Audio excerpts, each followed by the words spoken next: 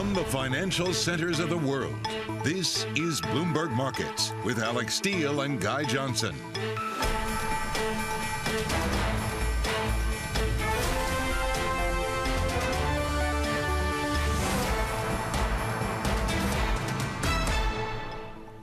It is 30 minutes into the U.S. trading day on this Tuesday, June 21st. Here are the top market stories that we're following for you at this hour. Place your recession bets. Biden doesn't think one is inevitable, while Elon Musk does. The odds of a recession this year and what it means for stocks.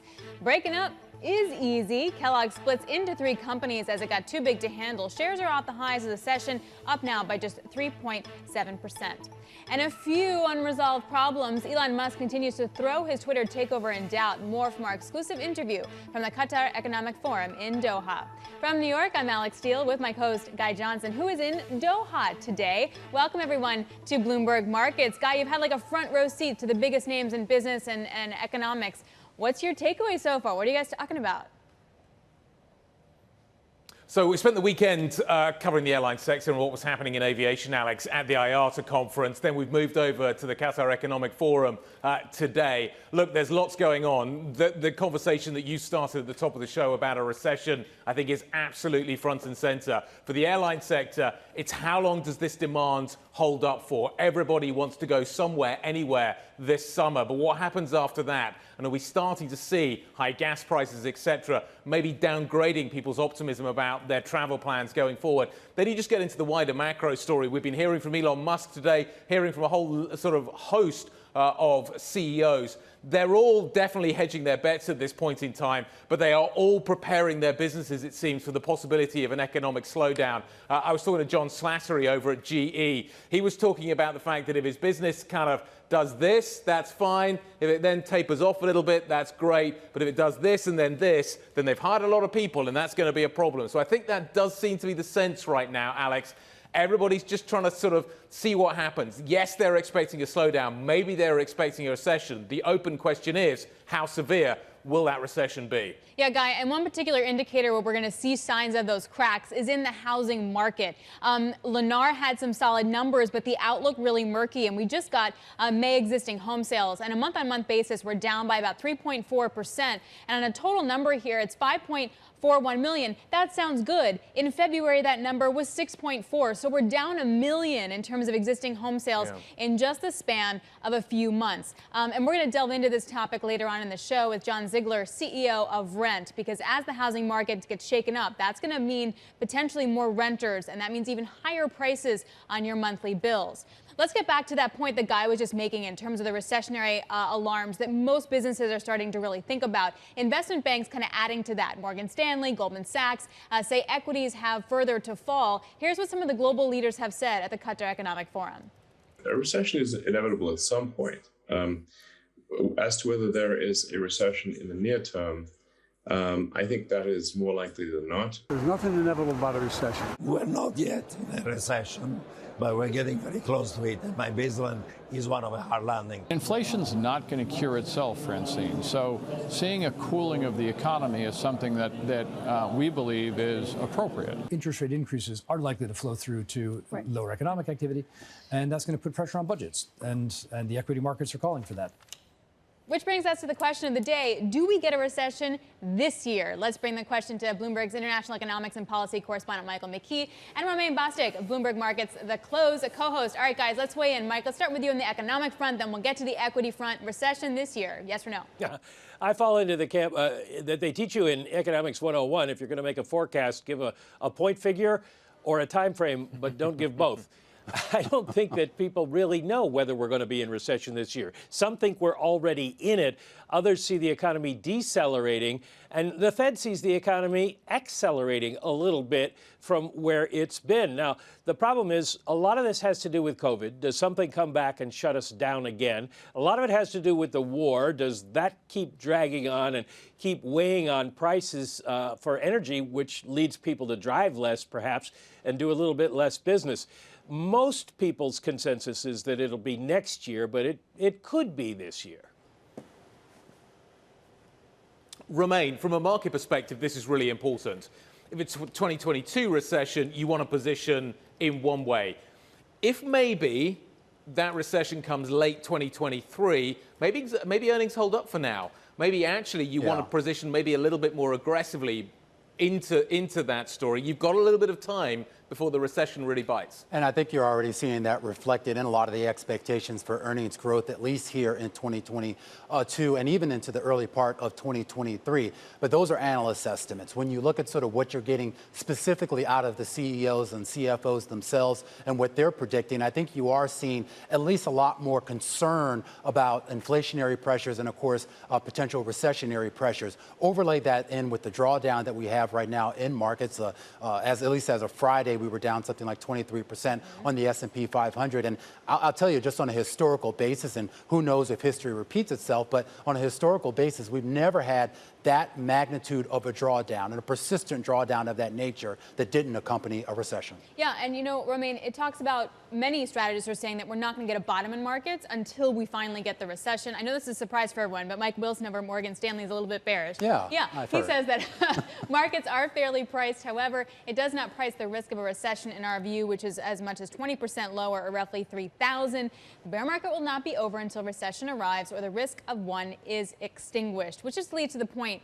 What sectors have more downside from that? I mean, energy really comes to mind. Well, energy comes to mind, and a lot of the cyclical sectors, which you've seen under pressure. Look, there's already been a lot of talk that you have certain components of the market and the economy, for that matter, that are technically in recession. I mean, depending on how you measure it, obviously it doesn't meet the NBER's official designation of that. But when you look at real incomes, when you look at the shift in spending around certain sectors from goods to services, and the idea that service is now showing weakness, there's an argument to be made that we're already there. The question is, do we sort of go over that precipice into a full-blown official economic recession, as Mike was alluding to, and just to kind of punch back at Mike too, he talks about kind of the imperfection of economic forecasting. We know that. I mean, Mike knows sort of the old quip from Paul Samuelson, the idea that economists have predicted 9 of the past 5 recessions.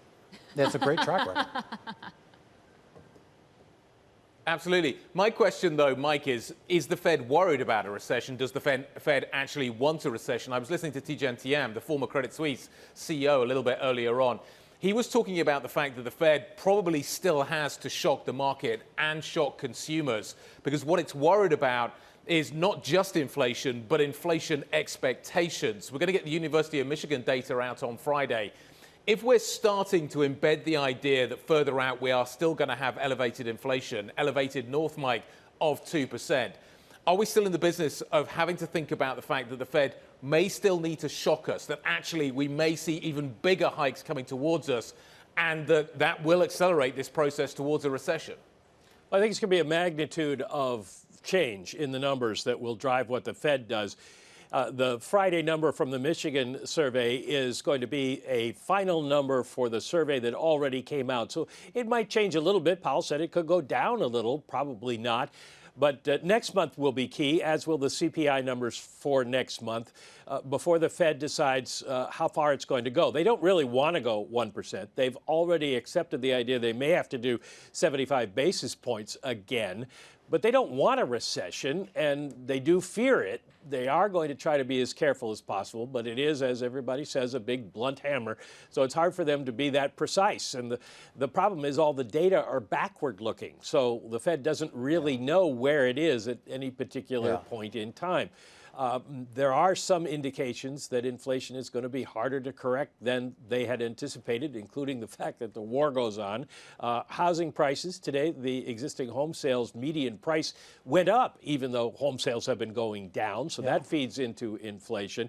At some point, they're going to look for a turn in the prices that are being charged. And part of their problem with that, too, is COVID and the pandemic, and they don't know when all those things are going to start going away.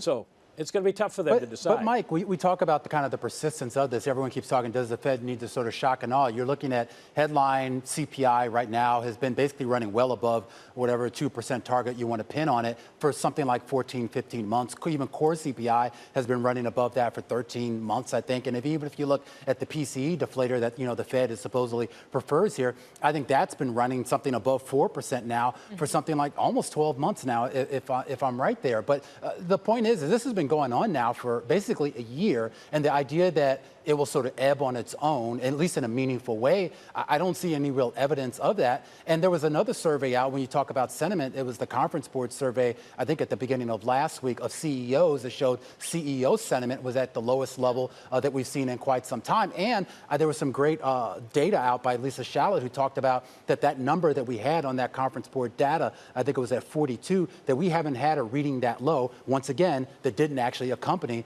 a recession in some form or another. But we haven't had a recession based on pandemic before, and that's the problem. The inflation rate started to go down last year, and then COVID came back, and it went back up again. And that's the problem for the Fed, is the things that have interrupted the supply chains, like COVID and like the war, they don't go away. They keep persisting. And everybody thinks they're going to end, but they haven't. And when they do, we'll see some ebbing. But yes, they're going to have to raise rates to bring overall inflation down. ... This time things are different. Guys, thanks a lot. Good conversation. Bloomberg's Romain Bostic and Michael McKee. Really appreciate your time. All right, coming up, it's more on our question of the day. Do we get a recession this year? The equity implication. Mona Mahajan, senior investment strategist at Edward Jones, will be joining us next. This is Bloomberg.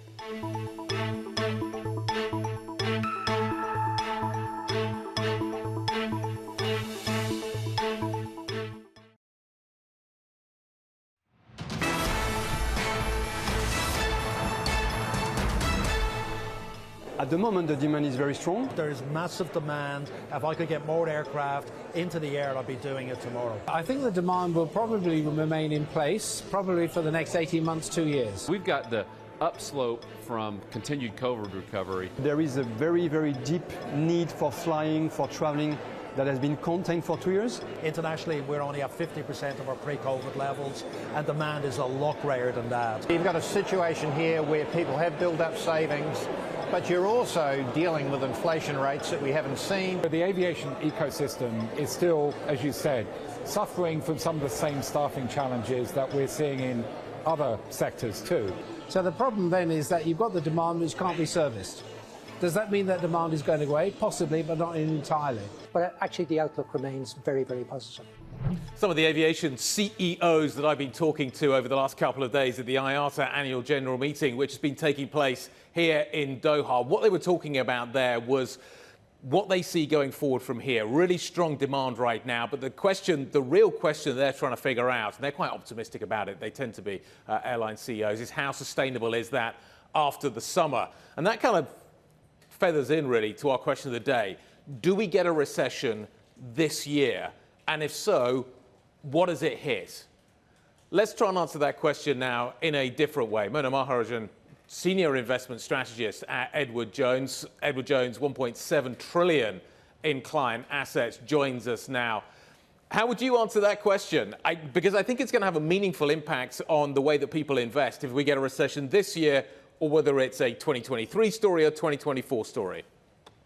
Yeah, it's a great one. And, look, I think generally the timeline for a lot of not only recessionary calls, but even the Fed inflation have been pulled forward. So our base case had likely been, if we do get a downturn, it would hit sometime in 2023. Given just what's occurred in the last week and a half with the CPI print and then the Fed meeting last week, some of that timeline is pulled forward. The Fed is now moving 75, likely another 75, and probably another 50 and 50 after that. So keep in mind, these are unprecedented levels of Fed rate hiking. We haven't seen it probably in nearly 30 years. And so in that backdrop, markets are savvy. We know the history. The Fed doesn't have a great track record. Out of the last 14 tightening cycles, 11 had ended in a recession. And now we are in a tightening cycle that is moving quite a bit more aggressively. Yeah. So the risks of a downturn are increasing. Probably we're looking towards the end of this year. But the only silver lining, or one silver lining we'll point to, is that we don't yet see the scope for a deep or prolonged downturn. So in that backdrop, maybe what the market's already priced in, S&P down over 20%, NASDAQ down over 30%, we're already starting to sniff out this mild downturn in the economy. And so the risk reward is getting more interesting here for sure. Mona, that dovetails with what Mike Wilson and Morgan Stanley have been talking about. We know he's a bear, right? But he's talking very much about the idea that you can't really know the bottom in equities until the recession actually starts, even if it's not a prolonged, deep depressionary downturn, but that the bottom's going to keep on moving lower. Do you agree with that sentiment? And if so, are there sectors that have to price that in more versus those that have already priced that in? Yeah, we have a slight nuanced version of that, which we say we won't really see a sustainable market rally or rebound until we see inflationary pressures consistently moving downward. So that's not going to be one print, probably not even two prints. We need to see 3, 4 consistent prints lower, and hopefully in both the headline and core part of inflation before we start to see, then that could trigger a Fed moving more gradually, and then that could trigger a more sustainable rebound in the overall market and economy. So we think that will be, the key going forward. When do we get that? How do we get that? And I think the Fed actions are certainly part of the demand part of that equation. To your point on how we can position ourselves, well, we think certainly in the near term, a little bit more of a defensive posture does continue to make sense here. We continue to like large cap over small cap. Even sectors like healthcare, like the staples part of the market, they have pricing power, a little bit of inflationary hedge, but of course, in a downturn, they hold up relatively well. Even parts of the investment grade bond market starting to, the risk reward there, as we noted, is quite interesting as well, and a little bit more defensively positioned. So for the near term, that's what we would see. Going forward, though, that could change. How different does that picture look if inflation remains elevated even in a downturn? There is this expectation that the downturn is going to pull inflation sharply lower. There is some historical precedent that that doesn't always happen. What happens if inflation stays higher during this downturn? How does that affect the investment outlook? Yeah, what you're pointing to there is probably one of our tail risk scenarios. Certainly not a base case, but it is essentially the stagflationary environment where inflation continues to run hot even as the Fed continues to move higher and higher. Essentially, that would impact the demand side and really have no impact on the supply side, and that really would be driving inflation higher as well. That is really probably one of the worst outcomes for markets broadly. That's when we would potentially see maybe a more prolonged downturn and harder to find places to hide in that environment. But certainly, we would probably reconsider the commodity complex there as well.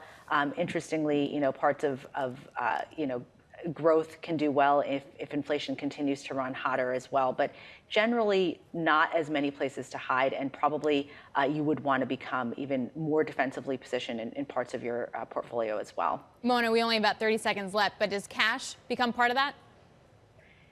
I think generally if you're waiting for the economy to turn and inflation to turn, you could actually increase your cash balances until we start to see signs of that. But that is really if we start to see signs of the stagflation. Right now, our base case is for a mild downturn. Keep in mind, we started this year from a position of strength. So we do think a mild, not deep or prolonged recession, which is starting to get priced in. We don't think you need to raise much cash here, and in fact, start to look for opportunities over the next 12 months or so that could start to make sense. Rebalancing, diversification, key to portfolio right now. Mona, January feels like so long ago. Thanks so much. It was good to catch up with you, Mona Mahajan, a senior investment strategist at Edward Jones. All right, coming up, we got Tesla shares are up after Elon Musk remarks at the Qatar Economic Forum in Doha. He gave a little bit more clarity on Tesla's workforce plans. Some of that interview is coming up next. This is Bloomberg.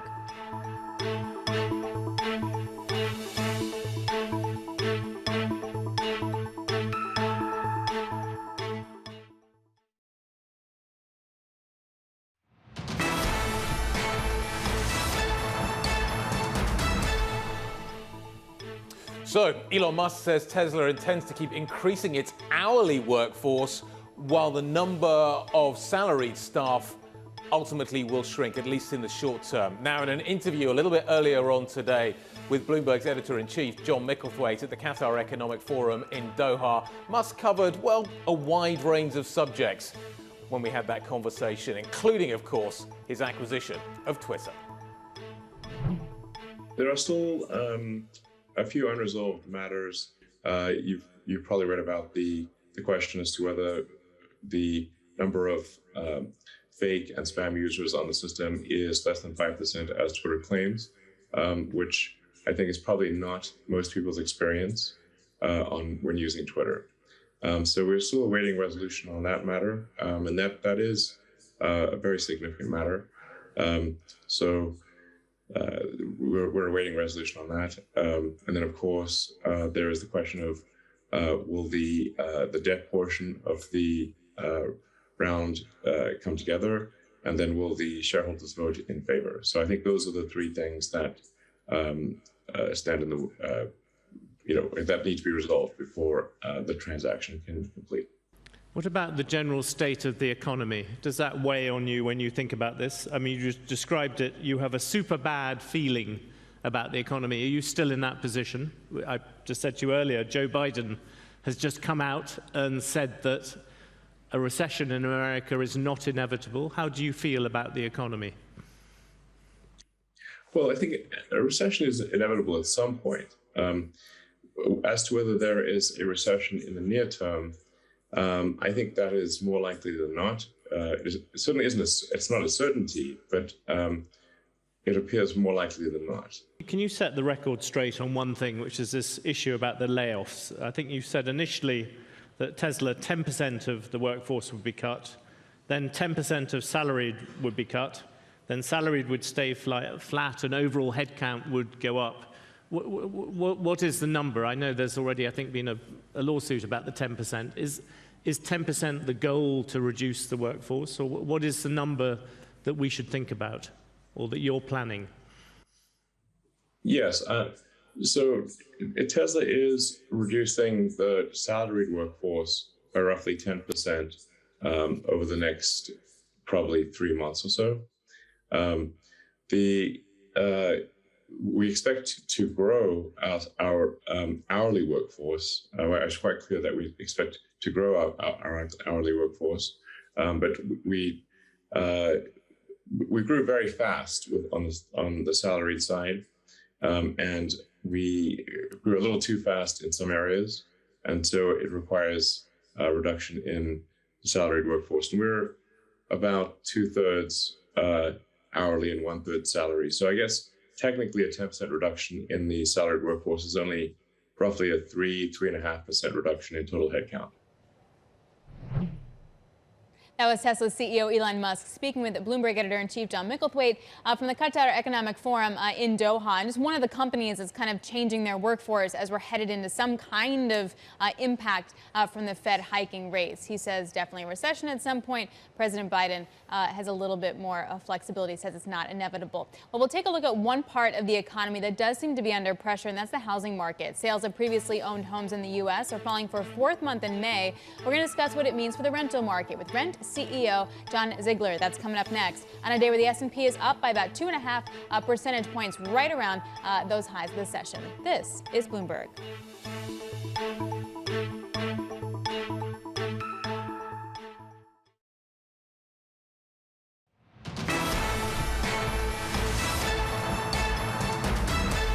All right, we're an hour into the U.S. trading session. We're pretty much around the highs of the session. A big relief rally underway. Bloomberg's Abigail Doolittle is tracking some of those moves. Abigail? Well, Alex, it's really pretty interesting. If we take a look at this 4-day chart of the S&P 500, we, of course, after the Fed chair, the FOMC meeting, and Fed Chair Jay Powell spoke, we had a big rally for stocks. Here that is. And then we had 2 brutal down days. Well, now we are higher. The S&P 500 right now up about 2.5% on the session. So perhaps we're seeing a continuation of that rally provoked by the idea that Jay Powell was saying that don't get used to the idea of 75 BIP hikes. We don't know that yet, but there's a possibility of that. That sometimes happens after meetings. It's certainly supported. The possibility of it is supported by what we're seeing sector-wise. Lots of strength for sectors for the S&P 500. The energy sector on fire once again, up 4.7%.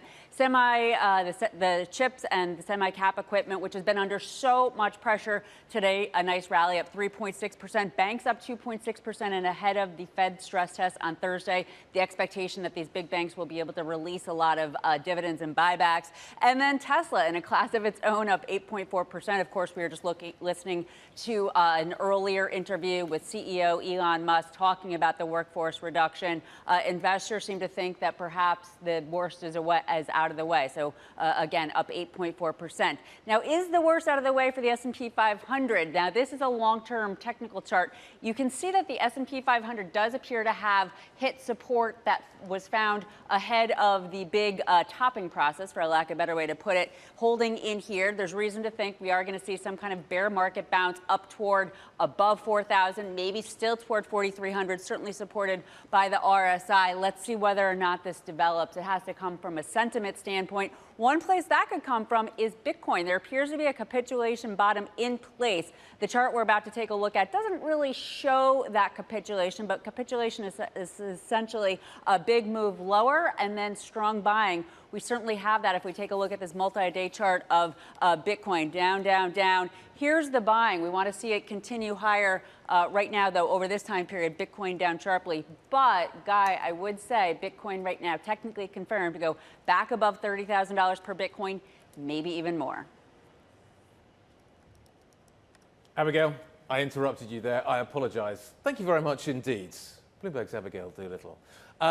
Let's move on from what we're seeing in terms of the technical charts to what we're seeing in terms of the housing market, one of the critical aspects of the US economy that we really want to pay attention to. Existing home sales in the US fell for a fourth straight month. That's May data we're talking about here. They dropped to the lowest level in almost 2 years. We're seeing mortgage rates surging. We're up circa 6% now. Alix Steel obviously called the bottom in that market, but let's see what it means for the housing market more broadly. Joining us now, John Ziegler, CEO of Rent, which is a leading digital marketing solutions company, which basically helps renters find homes. So we're talking about the rental market here. John, great to have you on the show. Really appreciate your time today. Let's talk about what is happening here. We are seeing yields rising really quite sharply in the bond market. That's rippling through into the mortgage market. How's that then rippling through into the rental market? What are you seeing right now?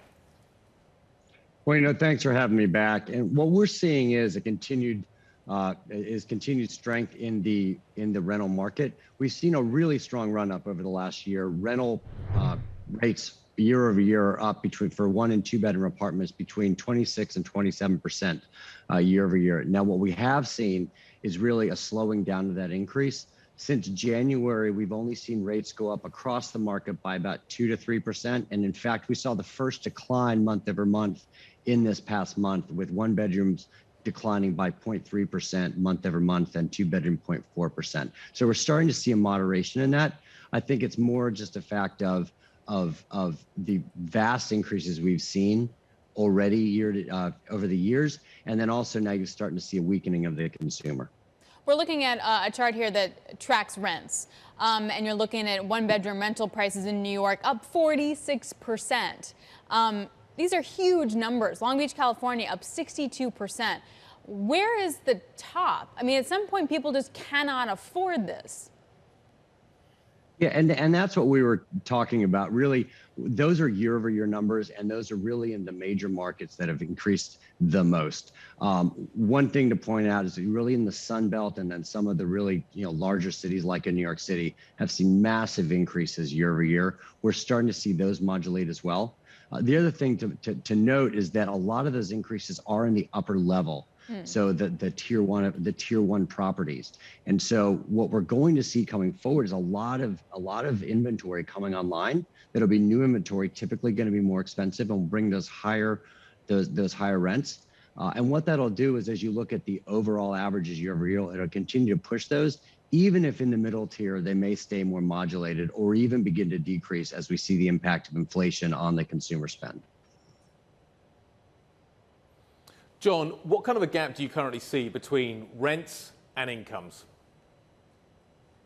We've actually seen, the amount up until last month, rents in terms of a percentage of income have stayed about the same.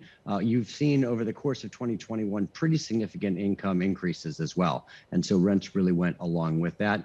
But as we said, really the effective income is going to come down as we have inflation hitting people's pocketbooks much more. And so really it's more of a wait and see at this point, but we anticipate seeing that start to tip to the other side. John, during the pandemic in 2020, we saw a lot of movement out of cities into places like Miami, Connecticut, New Jersey, for example, more suburban areas. Well, Miami is a different story, and I wonder if you still see that kind of trend in the rental market, or has that topped out? We see that trend continuing, but what I'd say is people have also moved back into the major markets as well. I mean, you have some markets that are actually seeing declines, but I mean, there's demand all over. And so we really do have, I wouldn't necessarily say it's a housing crisis, but there's certainly a shortage of housing as we begin to catch up. Okay, so we've got a shortage now. We're seeing very strong demand. That's pushing prices up. That's the upslope, John. What does the downslope look like? How severe do you think it'll be? Is this going to be a kind of a shallow slowing, a kind of topping process? We stay at these elevated levels for a while, or do we crash back down? If you're looking a year out, 18 months out, what kind of shape do you think this market's going to be in? Yeah, I think that's a really good question. And I think it really depends on the tier of apartment and rentals you're talking about. I think you're going to see probably an impact on the lower levels where it will begin to decline. We think that August we're going to start to really see a sort of a resetting of a baseline for mortgages. I don't necessarily see a crashing of them, but I do think we're going to see increases decline and really begin a new baseline.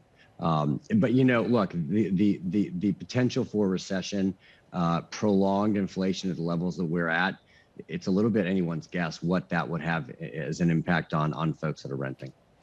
John, this might seem like an obvious question, but what is actually driving the increase in rents? Is it a supply? Is it a demand issue? What's your best read on that? So, you know, we're going to really look over the last year because, as I said, we've actually seen a small decrease in the last month. But really, it's all things, right? This is sort of the perfect storm. You had huge liquidity from the government going into the market. You had a very strong consumer. You had, you know, almost unprecedented wage increases, certainly in a lot of the industries. At the same time, you had a work from home environment where now suddenly people want more flexibility to be able to move. And you had home prices increasing at almost unprecedented rates. So it drove all across the board the ability to really price in that demand. John, a lot of people are looking for ways to diversify their portfolios. They're trying to figure out how they should insulate their portfolios against inflation, against the potential for a slowdown as well. Do you think rental real estate is one place they should be looking? It's a really good question, and I'm probably not the best person to ask because I'm not an investor on that side. My own thought is, you know, you still have to finance those properties, and with rates increasing at the rate they do, it is probably becoming less of an attractive asset than maybe it was before.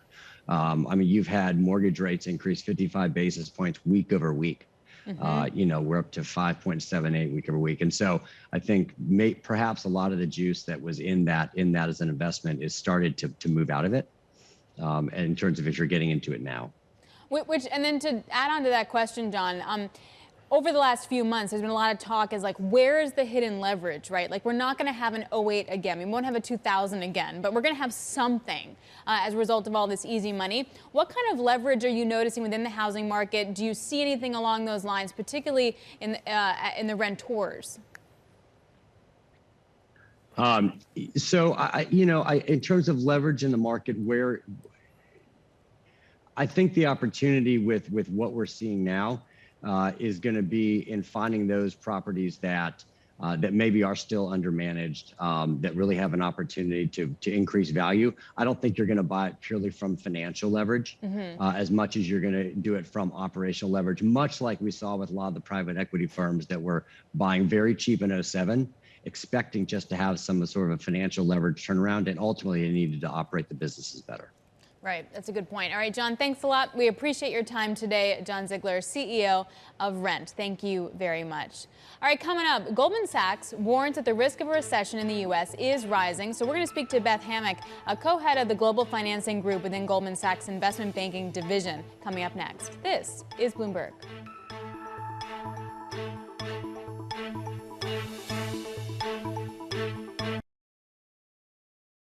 This is Bloomberg Markets. I'm Rishika Gupta. You're looking at a live shot of the principal room. Coming up, Jane Harmon, the Wilson Center Distinguished Fellow, joining Bloomberg Television today, 12 noon time, New York time. This is Bloomberg.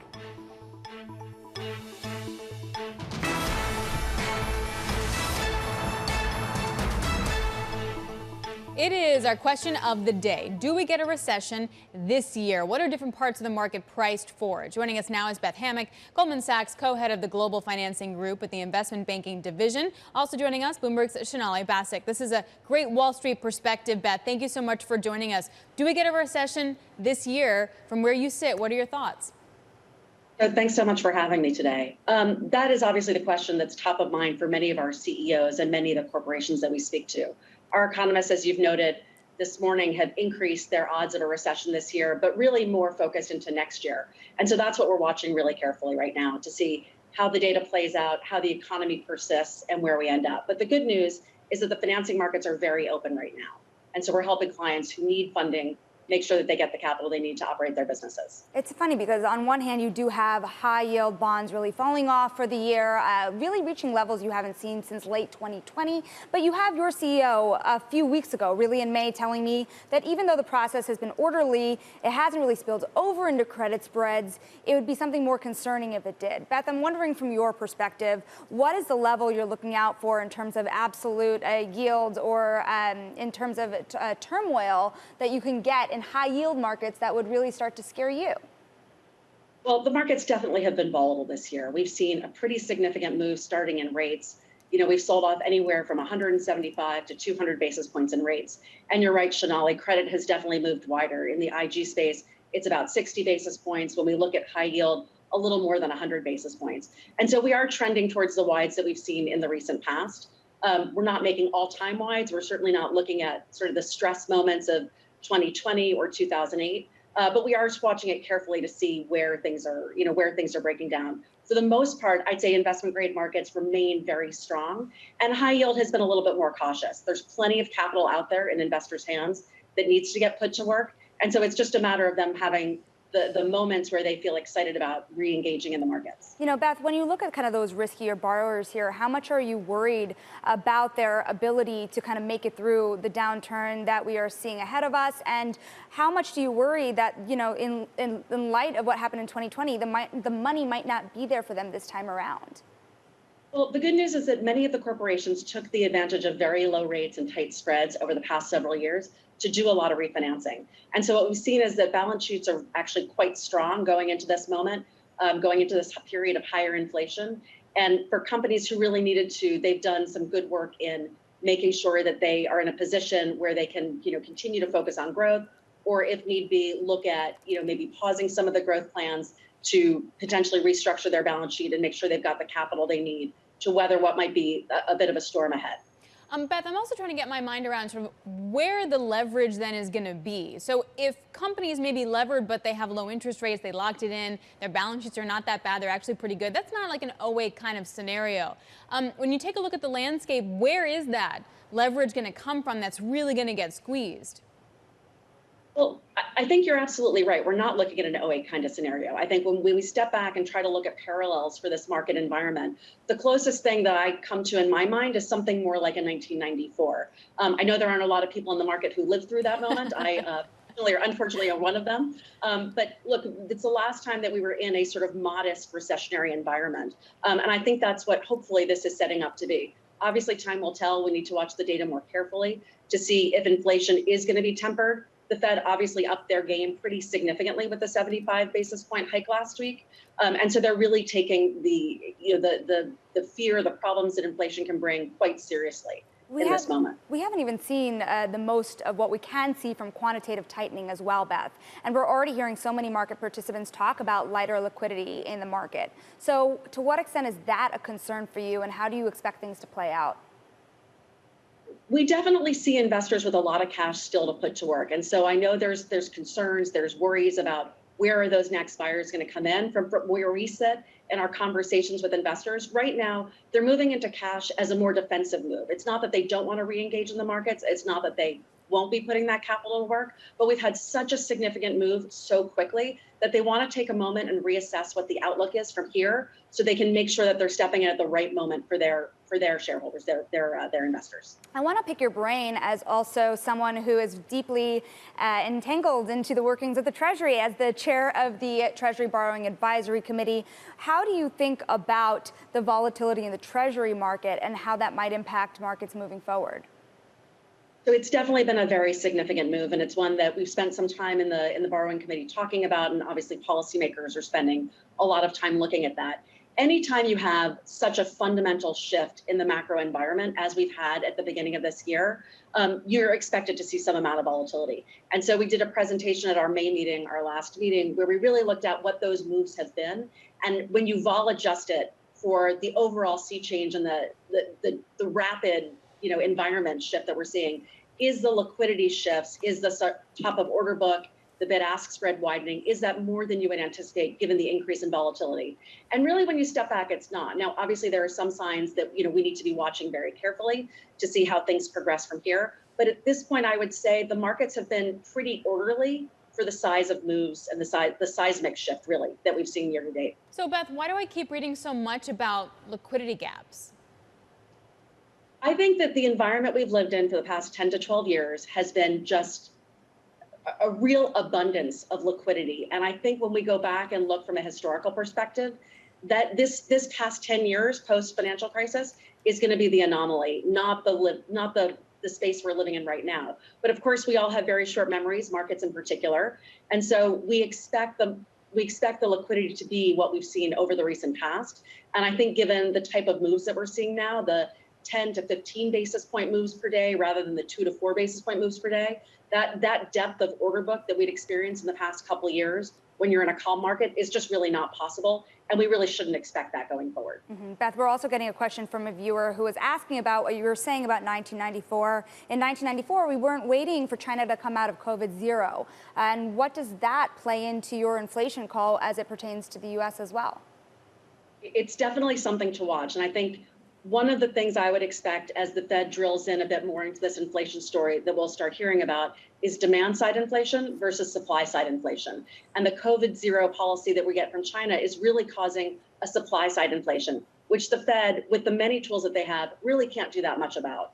And so I think what we'll be looking for is, as we look at these inflation numbers coming out over the next several months, as we're watching and unpacking them, how much is really coming from the supply side and how much is coming from the demand side. And I think the Fed wants to get to a place where they can use their tools to help slow the demand side inflationary pressures that we've seen. But I think they recognize their tools are going to be a little bit more limited, and we need some of the global policies, whether it's the war in the Russia-Ukraine to calm down or COVID zero in China, to really help mitigate some of those supply side pressures we're feeling. That this big slowdown we've seen in issuance, whether it's in the debt markets or it's in the equity markets, how much of an impact is that going to have on the Wall Street banks at large? Well, we're going to get into the end of quarter in the next week or so, and then obviously we'll be into earnings season. And so the banks will be reporting. I think what you've heard from most of the financials conferences to date is that the equity markets and equity revenues have been down because of that. The IPO market obviously has been much more challenged given the fact that the volatility we've seen has made it a bit more difficult. But companies are getting creative. And so we've seen companies coming into the debt markets. Investment grade, as we've talked about, has been very robust. The high yield market remains reasonably strong. And as it relates to the equity markets, we've seen a good number of secondaries, some block trading, and some private markets have stayed pretty vibrant. Derivative activity remains very high. And so I think there's a lot of optimism out there still. Thank you so much. Really enjoyed this conversation, Beth. Thank you, Beth Hammack of Goldman Sachs and Bloomberg Chanel Bassett. Thank you for joining me as well. This is Bloomberg.